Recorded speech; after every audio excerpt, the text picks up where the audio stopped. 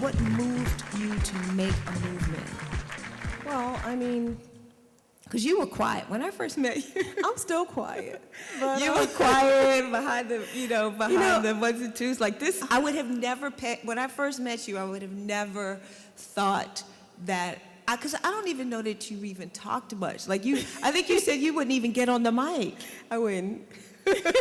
So how did the woman that wouldn't get on the mic get in front of 3 million people and do this?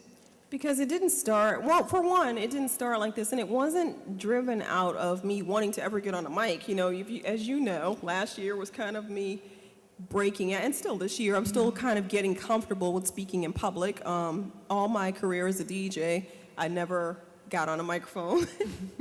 I would always tell people, even if they wanted me to tell them to move their car, I was like, they're just gonna get towed because I'm not saying a word. But it was driven out of a passion. As a matter of fact, a friend of mine who's a famous sculptor in Brooklyn, Nancy Grossman, she watched me to grow, and she says, she says, when you're driven by a passion and a mission and a vision, the self will bloom into the position.